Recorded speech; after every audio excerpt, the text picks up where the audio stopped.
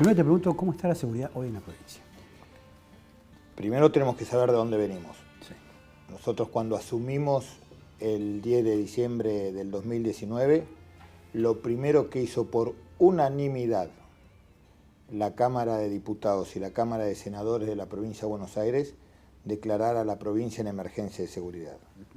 A partir de allí nos hicimos cargo con, yo digo, cuando uno se hace cargo en política, se hace cargo sin beneficio inventario. Sabíamos lo que íbamos a recibir, pero también sabíamos a dónde queríamos ir. Por lo tanto, no voy a hablar de lo que recibimos porque todo el mundo sabe de qué se trataba, pero sí todos los grandes cambios, transformaciones, no sé si inversiones. Todo el mundo sabe, ¿eh? No sé si todo el mundo sabe. La gente de la provincia de Buenos Aires que caminaba por las calles todos los días sabía en qué estado estaba la policía, qué estado de ánimo tenía la policía, cómo estaba equipada, los patrulleros que eran chatarra, todo eso la gente lo sabe. Y me parece que no es materia de discusión, lo que a la gente le interesa es saber hacia dónde vamos. Y nosotros con la certeza de saber hacia dónde teníamos que ir, pusimos la prueba y no nos desviamos ni perdimos un minuto de nuestro tiempo en otra cosa que no sea profesionalizar la policía, llevar adelante una transformación en materia educativa y por sobre todas las cosas cambiar la operatividad de la policía. Una policía para tener operatividad no solamente es un chaleco antibala o una pistola, que dicho sea de paso, si quiere que recordemos de dónde venimos, la policía no tenía provisto como cargo individual el chaleco de bala, lo dejaba cuando salía de turno, venía el que le seguía y se lo ponía. Nosotros, por primera vez en la historia de la policía, cada policía tiene su chaleco antibala. Cuando vamos al armamento, en el proceso de reentrenamiento de nuestros policías en materia de tiro, empezamos a observar que había gente que tenía 4, 5, 6 años sin tirar y que producto de de esa inhabilidad o inutilidad de la pistola durante 6 años, generó daños irreversibles en lugares sensibles de la pistola, el resorte recuperado, que lo hace que la pistola no quede inhabilitada a la hora de tener que usarlo. Hemos, obviamente, no solamente recuperado todo el armamento, sino empezamos con la práctica de tiro de la policía. Cuando uno habla de práctica de tiro de la policía, todo el mundo piensa que la policía lo que tiene que aprender es hacer centro en el blanco, que obviamente es parte del entrenamiento, pero lo más importante del entrenamiento del policía, esa dupla inseparable, policía y armamento, es saber lo que nunca tiene que hacer un policía con el armamento. Eso es lo más importante en la instrucción de un policía. Y después seguimos con las transformaciones operativas. Las transformaciones operativas fueron muy importantes, están siendo muy importantes, la incorporación de tecnología. Fíjese que nosotros estamos en el momento entre casi el 95% de los homicidios que se producen en la provincia de Buenos Aires los resolvemos en las primeras 72 horas, algo prácticamente inédito. Recuerdo cuando, como caso resonante, hace poquito, ¿se acuerda ese chico que le quisieron robar y que de manera inexplicable se salvó por milagro? Bueno, no teníamos de dónde arrancar y estaba seguro de dos cosas, que en las próximas 72 horas lo íbamos a tratar como un homicidio y que en las próximas 72 horas lo íbamos a detener y que no tenía ninguna duda que eran menores. Bueno, dicho y hecho, en 72 horas lo detuvimos, arrancamos de la nada, por supuesto, como no hay ninguna novedad, eran menores, una metodología que estamos viendo cada vez más frecuente en el delito de la provincia de Buenos Aires, y la verdad que no veo a ningún diputado, ningún senador preocupándose por discutir la ley penal juvenil. Tenemos un gran problema con los menores, y no veo a la dirigencia política estar a la altura de las circunstancias para solucionar. ¿Qué está viendo con el tema de los menores concretamente? Cada vez están más involucrados en el delito, cada vez son más, cada vez... más cantidad. Más cantidad, más delitos, más violencia y menos contención. Son 4 cosas que se dan en todos los lugares donde hay un menor presente. y nadie quiere discutir la ley de menores, y yo estoy totalmente convencido, aprovechando este espacio que tenemos que modificar la ley de imputabilidad de los menores. Y cuando hablamos de modificar la ley de imputabilidad de los menores, estamos diciéndolo y pensándolo desde el cuidado que merecen los menores. Yo estoy totalmente convencido que un chico de 14, 15 años no tiene que estar en una cárcel encerrado, tiene que estar en el potrero jugando con los amigos. Ahora, cuando no hay contención del Estado, cuando hay un Estado que no se encarga de la reincidencia de los menores, cuando hay un Estado que detiene a un menor y así como lo detiene en menos de una hora está nuevamente en libertad, y cuando sale en libertad no es que vuelve a su casa para hacer una vida común de un niño, sino para seguir delinquiendo, y cada vez el delito se va profesionalizando más. Creo que la Argentina se merece por lo menos la discusión de la baja de la ley de imputabilidad. No tengo ninguna duda. ¿Cómo? ¿Qué implicaría esto y cuál es la edad que para usted debiera establecerse? Cada país tiene distintos miradas en cuanto a las edades con las que hay que bajar la imputabilidad. Yo no tengo ninguna duda que la edad de imputabilidad en la Argentina hay que bajarla. Y soy de aquellos que no cree que tiene que haber una edad fija, una edad tope. No puede ser que usted hasta tal edad es inimputable y después de tal edad sí es imputable. ¿Qué es la imputabilidad? La imputabilidad es la capacidad de comprender el acto criminal que está llevando adelante. Por lo tanto, para mí, no debe haber edad. Cada menor debe ser sometido a un test como a una pericia psiquiátrica, y a partir de ahí determinar si al momento de llevar adelante el acto comprendía lo que estaba haciendo. Ahora, las penas también las tenemos que modificar, no puede ser la misma pena. No nos vayamos de ahí. Concretamente sobre el tema de la edad. Un chico de 12 años, un chico de 14 años, si se comprueba efectivamente que comprendía la criminalidad del acto, ¿podría tener una pena, una sanción penal? La sanción, después discutimos cuál es la sanción y cuál es el mecanismo de rehabilitación, pero no tengo ninguna duda que si un chico de 12 años comprende lo que está haciendo, por supuesto, de eso se trata la imputabilidad ante la ley. 12 años sería una frontera, por ejemplo. No hay frontera. Si usted tiene capacidad de entender lo que está haciendo, no solamente porque nuestra legislación no toma a la pena como una sanción, sino como una oportunidad de recuperación. Claro. Entonces, lo que tenemos que hacer es cómo hace el Estado para actuar de manera rápida y contener ese delito. Mire, y le vuelvo a repetir, y lo digo con absoluta frustración.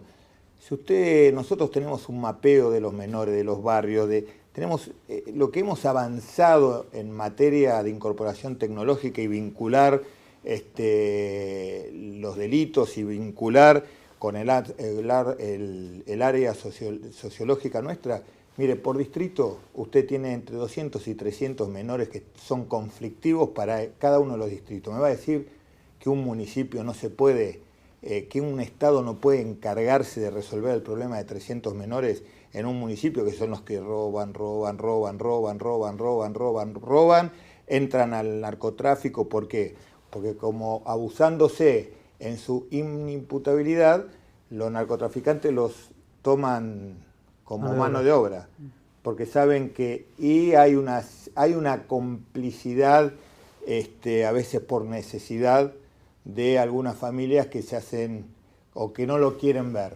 No quiero acusarlo, pero tenemos que, hay que hablar con la realidad. La realidad duele, la realidad no gusta, la realidad es políticamente incorrecto, pero tenemos que saber que ante la situación socioeconómica por la cual estamos atravesando, hay muchas familias que saben que su hijo está, como ellos le llaman, en algo raro, pero no quieren averiguar de qué se trata. O sea, siempre hay un rechazo a intentar entender la realidad. Y esto no lo digo desde un análisis teórico, lo digo porque caminamos y estamos en los barrios, con las familias, con los padres de los chicos que incurren permanentemente en el delito. Y pasa esto, empiezan robando, empiezan en el narcotráfico, empiezan con el uso de armas. Yo le muestro estos chicos que estábamos hablando recién, la relación que tienen con armas y armas que vienen del narcotráfico, y cómo se va haciendo una bola que no puede ser que el Estado, con 200 o 300 menores en cada uno de los distritos no pueda intervenir de manera exitosa. Ahora, ¿el progresismo le podría decir está criminalizando a la niñez o en vez de atacar el narcotráfico se ataca el lado más débil, por ejemplo? Mire, a mí hago de abogado del diablo, mire, ¿no? Mire, ¿Cuál sería la respuesta? Einstein decía, le voy a contestar con lo que decía Einstein. Solamente los locos esperan diferentes resultados haciendo siempre lo mismo. Yo respeto la posición de todos, la posición ideológica de todo el mundo. Ahora, yo le hago una pregunta. ¿La relación de los menores con la ley mejoró o empeoró? Empeoró. Entonces, al progresismo hay que decirle, señores, a todos aquellos que no quieren tratar la ley, que quieren esconder la cabeza como el avestruz para no hacerse cargo de una responsabilidad que le compete, que es tratar la inimputabilidad de los menores, se tienen que hacer cargo porque la situación está empeorando cada vez más. Entonces, ¿qué pasa? Cada vez que tenemos problemas, cada vez que los menores delinquen, cada vez que los menores terminan asesinando, y no solamente terminan asesinando, yo le puedo dar, yo sé que no es el ámbito, a la gente no le interesa, pero yo le puedo dar el listado de todos aquellos menores que detuvimos, que fueron liberados y que después terminaron muertos en enfrentamientos con la policía, en enfrentamientos en otros delitos. Entonces, eso es cuidar a un menor. Un menor no se cuida con zaraza. Hay que hacer lo que hay que hacer. Los diputados y los senadores tienen la obligación de discutirlo, porque si quiere podemos hablar del desastre que es la ley penal juvenil y para todos aquellos que son progresistas, lo discrecional de la ley. Es algo muy complejo, que no viene al caso de abordarlo, pero sí no podemos tener diputados y senadores haciéndoselo distraídos permanentemente cuando tenemos un problema que debemos solucionarlo. Ahora, ¿cree que no es difícil solucionarlo? Ahora, ¿cree que esta es una posición personal o cree que esto lo podría enarbolar o lo podría encabezar también el gobernador Kicillof? ¿Esto es una idea propia o es una idea que va a plantear en el gabinete para que se discuta? No es una idea, es una mirada basado en la realidad científica. No es una idea, no es que un día se me ocurrió caminando por la calle que había que bajar la imputabilidad de los menores, la edad, sino que es producto de observación científica, método científico, comparación, hablar con los padres, intercambios sociológicos, el resultado de lo que vemos todos los días en la calle. Como le digo recién, usted puede no saber todo esto. Ahora, ¿mejoró o empeoró la situación de los menores ante el delito? No, empeoró. Empeoró. Entonces, ¿hasta qué vamos a seguir esperando? ¿Que sigan robando, que los sigan matando, que los sigan usando en el narcotráfico, que maten inocentes y que terminen muertos en enfrentamiento con la policía? Me parece que, vuelvo a repetir, la política no tiene más lugar para esconder la cabeza como el avestruz abajo de la tierra. Yo insisto porque lo que el avestruz no quiere ver, lo ve toda la sociedad. Yo insisto con el tema de la edad, porque es un tema importante. Si vamos a considerar un delincuente a un chico de 8 años, a un chico de 10, de 12, de 14, ¿dónde va a estar ese límite? Mire, yo creo que no tenemos que empezar a estigmatizar ¿qué es un delincuente? Aquel que produce un delito. Claro, por eso. ¿Sí? Bueno, si usted tiene 12 años, 13 años, 14 años, 15 años, 16, 20, 60, 70 y hace un delito, es un delincuente. Y el Estado tiene la obligación no solamente de impedir que siga generando delitos, sino de resociabilizarlo, porque es la mejor manera de garantizarse que esa persona no vuelva a delinquir. Hoy tenemos un gran problema con la justicia, porque siempre cuando hablamos de seguridad, pareciera que el problema es más o menos policías. Sí. Y le puedo garantizar que la policía obviamente es un eslabón importante. La seguridad es una construcción colectiva donde aportan diferentes actores. La justicia es fundamental, el sistema penitenciario es fundamental, pero cuando hablamos de justicia, cuando hablamos de policía, cuando hablamos de justicia y cuando hablamos de sistema penitenciario es porque ya llegamos tarde a la prevención. Sí. ¿Y dónde está la prevención? Está en la inclusión y está en la educación, que también la veo ausente a la hora de discutir estos temas.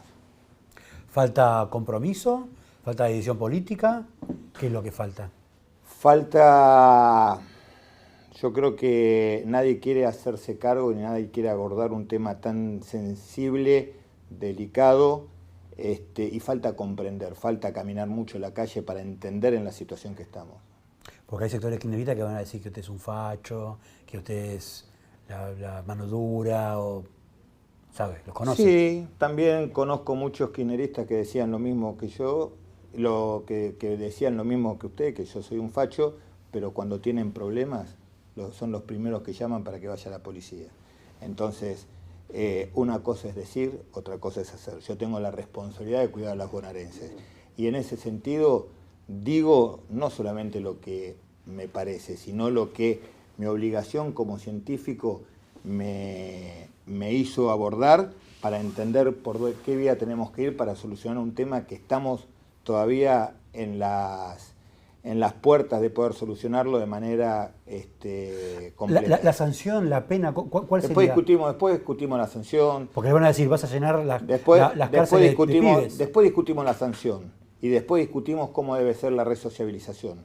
Lo que primero tenemos que discutir, empezar por el principio, porque no, ¿cómo empezar por atrás? A ver, ¿vamos a bajar o no la ley de imputabilidad? ¿Hasta qué edad la vamos a bajar? O, yo vuelvo a repetir, yo soy de aquellos que creen que aquel que comprende el acto criminal que está llevando adelante le debe corresponder las generales de la ley. Así tenga 10 años. ¿Cómo? Así tenga 10 años. Sí, porque tenemos la obligación de actuar. No es una cuestión ideológica, es una cuestión de obligación de cuidar al prójimo, ¿sí? No nos olvidemos que los derechos de cada uno terminan donde empiezan los derechos de los demás. Y los bonaerenses tienen derecho a la vida, tienen derecho a vivir tranquilos, tienen derecho a que un menor abusándose en su inimputabilidad haga lo que quiera en la calle. Inclusive hasta hay una desaprehensión por el sentido de autoridad que comienza ¿dónde? En la calle, no en la familia. Cuando vemos que a un menor le falta el respeto a la autoridad, no es solamente a la autoridad policial, es a la autoridad en la escuela, es a la autoridad en la familia. Entonces, por eso digo, en la etapa preventiva la educación y las políticas de inclusión son fundamentales, porque cuando hablamos de justicia, policía y servicio penitenciario es porque llegamos tarde. Ahora, ¿qué relación tiene esta cuestión de la delincuencia en la juventud y el narcotráfico? Muchísima. El narcotráfico, muchísimo. Digo, porque no se ve, por lo menos antes pasaba que se hacían grandes actos donde se quemaban toneladas y toneladas de marihuana, o se decía, tiramos este búnker, y venían las topadoras y tiraban búnker. Eso ya no pasa ahora. Mire, nadie en la vida tiró más búnker que yo. Por lo tanto, soy una autoridad moral para decir, ¿sirve de algo? No sé. No sirve de nada. ¿Por qué? Porque no sirve de nada, porque eso es mentirle a la gente. Es mentirle a la gente, decir hemos derribado un búnker y hacerle creer a la gente que con eso se terminó el problema, es mentirle. Y la verdad que a esta altura de mi vida, con la responsabilidad que tengo y el sacrificio personal que uno hace para poder brindar una mejor seguridad, la gente no se merece que le mientan. Usted tira un búnker, mire, yo en un día tiré más búnker que todos los que andan hablando y cacareando ahí por la televisión, contando cuántos búnker tirando. En un día en Santa Fe, en Rosario, ¿y sabe qué? ¿Sirvió de algo? Fíjese lo que es Santa Fe ahora. De eso quería hablar. Entonces, el búnker hay que tirarlo, hay que abordar de otra manera mucho más integral el problema del narcotráfico, que no lo estamos haciendo. Recién usted me preguntaba cómo estábamos de la seguridad. El año 2021, o sea, el año pasado, no dicho por nosotros, sino está escrito y firmado por el procurador. ¿Quién es el procurador? Es el jefe de todos los fiscales y es la opinión válida porque son quienes llevan adelante las denuncias, las causas. El 2021, usted sabe que en materia de seguridad el estándar que mide todos los países son la tasa de homicidios. Sí. La provincia de Buenos Aires tuvo su mejor índice estadístico en los últimos 25 años. Por lo tanto, empezamos diciendo que sabíamos de dónde habíamos arrancado y sabíamos hacia dónde tenemos que ir. Que haya mejorado sensiblemente no quiere decir que hayamos solucionado el problema, pero quiere decir que este es el camino que tenemos que abordar, el camino de real, el camino de hechos concretos, no de marketing político. Cuando usted hacen marketing político, tenemos que el problema, como el cáncer, sigue comiéndose las bases. ¿Está trabajando bien el gobierno nacional con Rosario? Porque los datos que se ven todos los días, los hechos que tienen una espectacularidad impresionante, cada día parece que empeora. ¿Qué pasa con Mire, la acción? Yo no sé qué es lo que pasa, porque no estoy en Rosario. Yo lo que sí le digo que cuando Rosario tuvo su primera crisis, hablé con el gobernador, me comprometí a solucionar el problema, abordamos como teníamos que abordarlo, y yo recuerdo que había lugares, creo que era el barrio Las Flores, que la policía ni siquiera se podía acercar, no entrar, ni siquiera podía acercarse a los barrios. Entramos a todos los barrios con 3.000 efectivos, y nos apropiamos del territorio. Yo recuerdo que en esos barrios donde... ¿Lo recuperaron? Sí. Yo recuerdo, creo que fue el barrio Las Flores, que era imposible acercarse a ese barrio. Después de 3 semanas de nuestra intervención, festejamos el 9 de julio con la intendenta y una fiesta para chicos en el medio del barrio como algo simbólico, como diciendo, acá antes estaban los narcos, ahora estamos nosotros. Pero teníamos 3.000 gendarmes y tenía un secretario de seguridad que vivía en Rosario. Iba, venía, me quedaba a la noche, recorría, había armado una mesa de investigación y fue quien, en definitiva, reunió las pruebas ante la justicia para inculpar a los monos en el delito de narcotráfico, porque los monos no estaban involucrados judicialmente en el delito de narcotráfico. Y ni siquiera, tampoco quiero entrar en los detalles, recuerdo Delfín Zacarías, bueno, los grandes narcotraficantes, todo. Yo le hablo de ahora.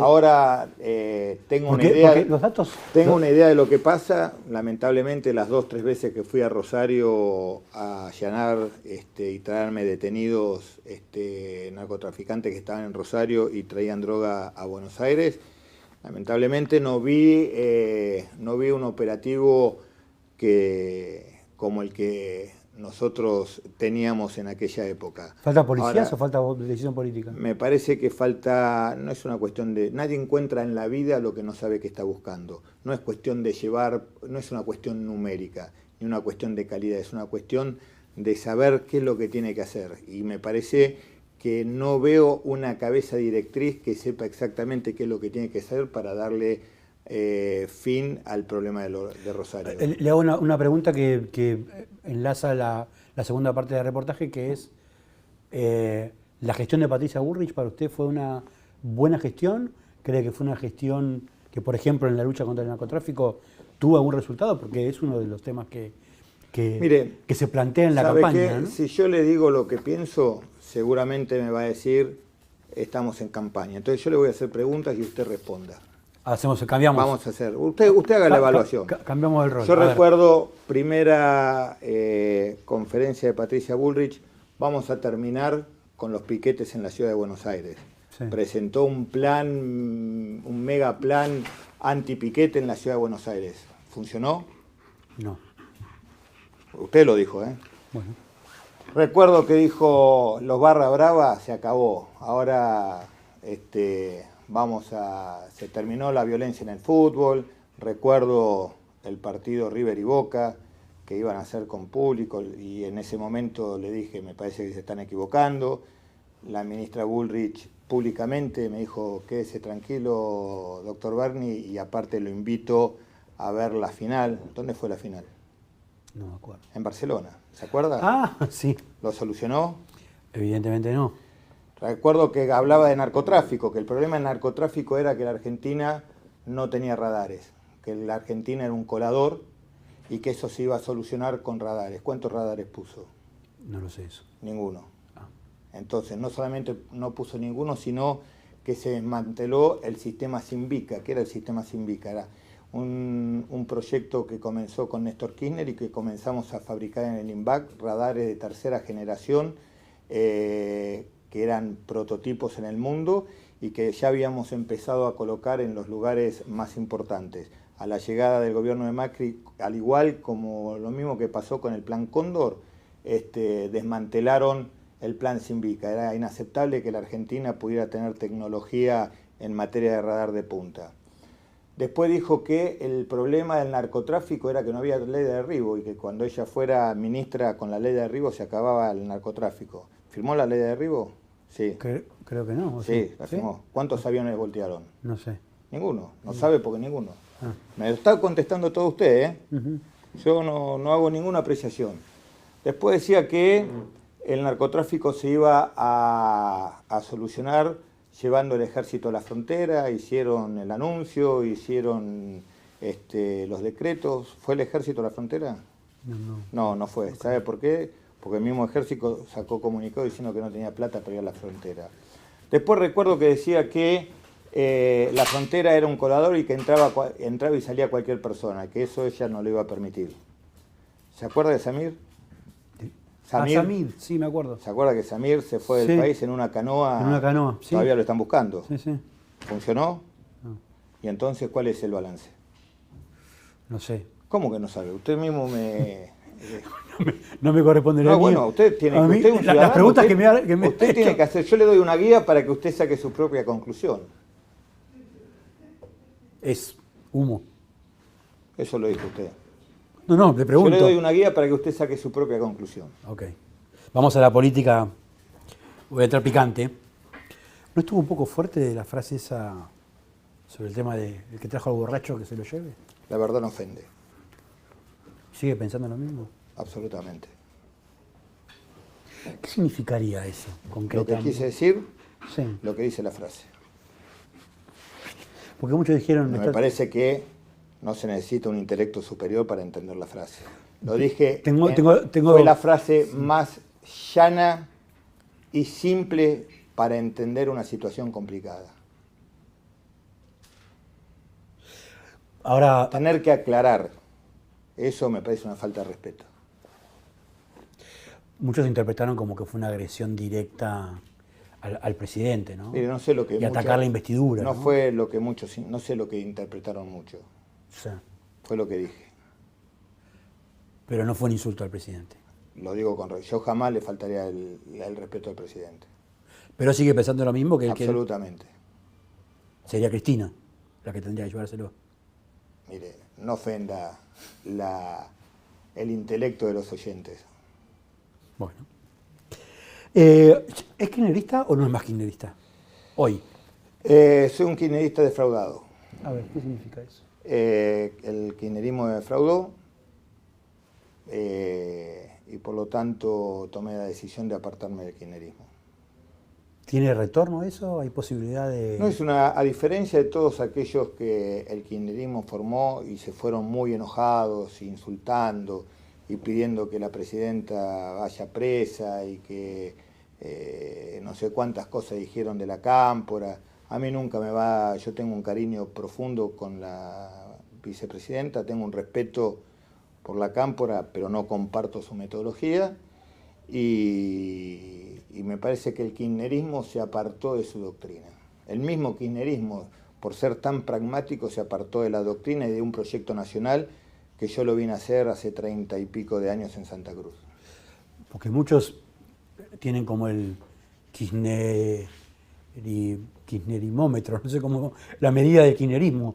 ¿Usted dice, no es esto kirchnerismo o es...? Yo creo que el kirchnerismo se apartó de su propio proyecto político. Esto no es kirchnerismo. No, para mí no.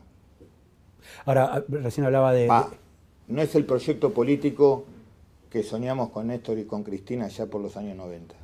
En la provincia sí, en la provincia tampoco. La provincia yo lo estoy acompañando al gobernador, pero obviamente ahora cuando entremos en una etapa de debate político tomaré otro camino, sin ninguna duda, ¿no? Pero me parece que ahora mi responsabilidad está enfocada en poner toda mi energía en estas transformaciones que estamos viendo y haciendo en la provincia de Buenos Aires en materia de seguridad. O sea que, digamos, lo suyo tiene fecha de vencimiento. Mire, no se puede ser tan taxativo. Me parece que todavía tiene que correr mucha agua bajo el puente. Ojalá, a mí me encantaría que se retome ese proyecto de país que soñaba Néstor y Cristina hace 33 años y en el cual tuve la suerte de ser uno de los pioneros en formar ese espacio político y que con mucha frustración veo que cada vez estamos más lejos de eso. Ahora, volviendo a esa frase... La pregunta es si me fui del kirchnerismo o el kirchnerismo se fue del kirchnerismo. ¿Cristina se fue del kirchnerismo? De ese proyecto yo la veo muy lejos de lo que soñamos, como decíamos recién, hace 30 y pico años atrás. ¿Y por qué cree que pudo haber pasado eso? Me parece que a veces el pragmatismo supera la posibilidad de proyectar hacia el futuro. Hace mucho que no habla con Cristina. Mucho. Me dijeron más o menos 2 años, 3 años. No, tanto no, un año. Después de las elecciones, o las PASO, por ahí. ¿Le gustaría volver a hablar con ella, poder contarle todas estas cosas? Mire, hablar con Cristina siempre es un motivo de enriquecimiento político, ¿no? Es como entrar a una biblioteca. Uno entra a una biblioteca y sale más sabio de lo que entró cuando se va. Bueno, hablar en materia política, uno entra a ver a Cristina y cuando sale enriquecido. Le puede gustar o no lo que se discute, pero no puede negar que sale con un enriquecimiento político que tiene que ver con esto, el discutir el día a día. ¿Cómo analiza la llegada de Sergio Massa? Me parece que Massa le vino a poner conducción a un gobierno que no tenía conducción. ¿Eso qué implica? Eso implica que usted, se lo voy a explicar en términos bélicos para que la gente lo pueda entender. Clausewitz decía que la guerra es la continuación de la política por otros métodos, ¿no? Obviamente nadie se lo discutió, Yo si lo tuviera Clausewitz aquí adelante le diría sí, pero hay algo que usted no tuvo en cuenta. En la Argentina los muertos de la política siempre reviven. A ver. Eso es, pero sacando eso, ¿no? Usted tiene... No. Sacando ¿Qué significa que los muertos en la política? En la Sí. Argentina no solamente resucitan una vez, resucitan varias veces. Entonces, y si no, haga un análisis de algunos actores políticos que hace varios años estaban muertos y hoy son protagonistas estrellas en la política argentina. Macri. Pero no, saquémonos eso, sino vayamos a lo que usted me pregunta. Mire, usted para llevar adelante una Alberto acción... Fernández, por ejemplo. Usted para llevar adelante una acción necesita 3 cosas. Necesita un liderazgo, necesita un mando y necesita un comando. Fíjese en la Segunda Guerra Mundial, usted tenía un mando central, que es único, había un liderazgo, ¿no? El que tiene una visión global y le pone épica y mística a la acción que quiere llevar adelante, que era Churchill. Tenía un mando, que era Eisenhower, después tenían los comandantes, Patton, todos los que estaban, porque el mando es unipersonal. Bueno, nosotros en la Argentina, en este proyecto político, ¿tenemos una líder? Sí, es indiscutiblemente Cristina Kirchner. ¿Tenemos un mando? Sí. Le guste o no le guste, ese mando es presidencial. El presidente asume el mando. Ahora, su gobierno no tenía comando, no tenía conducción. Cada ministerio era un ministerio estanco, cada uno hacía lo que quería, lo que podía o lo que le parecía. Entonces me parece que la incorporación de Sergio Massa le vino a poner conducción a ese mando que tiene que tener el presidente. Ahora, volviendo esperemos que le vaya bien. Claro, volviendo al tema de la relación con Cristina, la Cámpora, ¿con Máximo volvió a hablar? No. ¿Quiere recuperar ese vínculo? ¿Le interesa Mire, recuperar yo con ese Máximo vínculo? tengo el mejor de los aspectos, me parece que es un cuadro como muy pocos en Argentina, un cuadro que tiene mucho futuro, pero bueno, lamentablemente no nos llevamos,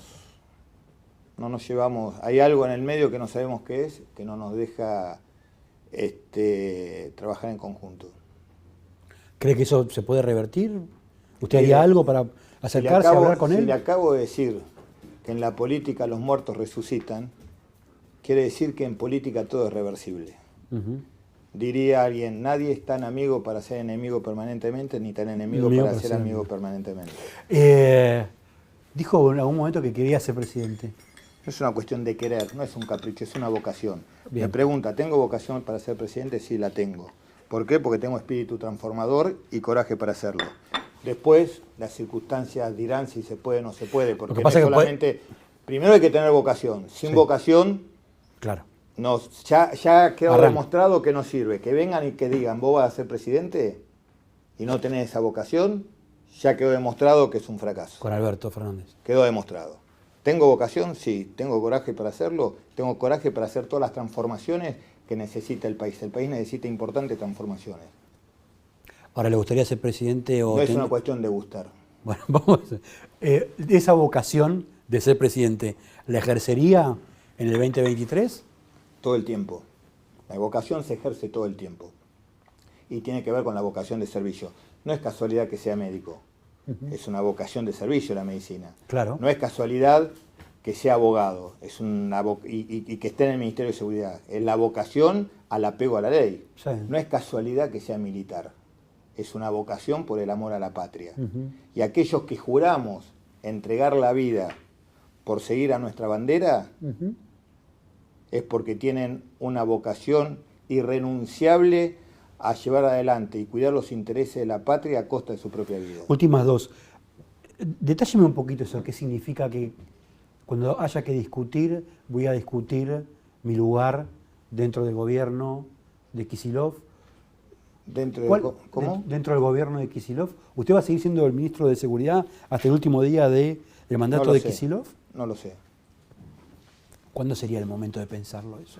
Ahora estamos totalmente enfocados, como le dije, en llevar adelante las transformaciones que estamos haciendo, en terminar de completar todo lo que vinimos a hacer, que lo estamos haciendo a un ritmo mucho más rápido que lo que pensábamos, a pesar de haber tenido en el medio de la pandemia con todo lo que eso significó, porque si hubo alguien que estuvo abocado 100% a la pandemia, aparte de los médicos y el sistema de salud, fue la policía, y de hecho hemos dejado en el camino varios policías muertos por llevar adelante esa vocación de servicio.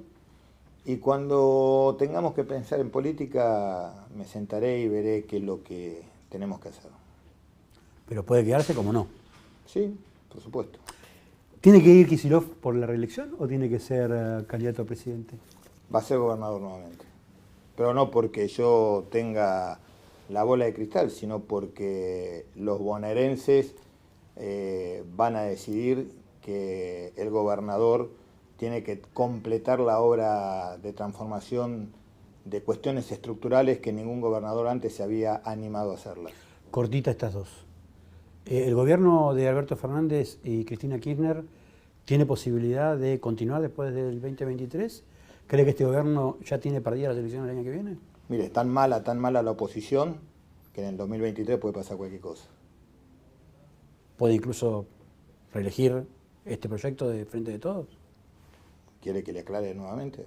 Pero digo, ¿qué sustancia puede haber? Tan mala la oposición. ¿Por qué mala? Porque es muy mala. Porque no hay una oposición que ayude ni siquiera a ponerle un manto de paz política, porque el gran problema que tenemos hoy en la Argentina es político, obviamente que es económico, ¿no? Tenemos un problema económico que nadie puede discutir, una brecha, ningún país puede resistir una brecha cambiaria de más del 100%, ningún país puede resistir una inflación de 3 dígitos, ningún país puede resistir el endeudamiento que tuvo la Argentina, ningún país puede resistir el endeudamiento interno, porque todos estamos hablando y analizando lo que fue el endeudamiento con el Fondo Monetario Internacional, sí. Pero el desastre de la LILIC, LEVAG y todo ese festival que se armó para beneficios de unos pocos, sigue siendo una realidad que todavía no está resuelta en la Argentina. Le preguntaba esto porque Horacio Rodríguez Larreta es uno de los que... Sí. Sacando todo este problema económico que estamos hablando, Perón decía, los problemas sociales, hoy tenemos un país con 50% de sus habitantes por debajo del índice de la pobreza, ¿está en un problema o no? Grave. Bueno, los problemas sociales no se arreglan si no se arreglan los problemas económicos, pero los problemas económicos no se arreglan si no se arreglan los problemas políticos. El problema político no solamente lo viene a hacer el oficialismo, también la oposición abona a que el problema político cada vez se magnifique más. No, digo porque Rodríguez Larreta está planteando que tiene que haber un consenso, un acuerdo para sacar a la Argentina adelante, incluye al 70% de la política, de la sociedad, de la economía, de todo, y dice que sin el peronismo, dentro de esos acuerdos macro, no va a haber tampoco una solución para la Argentina. Yo creo que ¿Está de acuerdo con esta idea? me parece que eso tiene que dejar de ser una idea para ser un hecho. Porque denunciados no se arregla la Argentina. La Argentina necesita hechos concretos. Entonces, me parece que lo que se necesitan son hechos, no palabras. ¿Se juntaría con Larreta para...? Con todos. Con todos. Bueno, estamos bien. Cuando la patria está en peligro, lo único que no está permitido es no defenderlo. Hay algunos sectores... Diría San Martín, Sí. aprovechando que ayer fue un nuevo aniversario. Digo, tanto en la marcha de ayer como en general, el kirchnerismo plantea que con Juntos por el Cambio, nada. Con Juntos por el Cambio... Usted le preguntó a Sergio Berni. Sergio Berni le respondió: yo estoy dispuesto a sentarme con todos.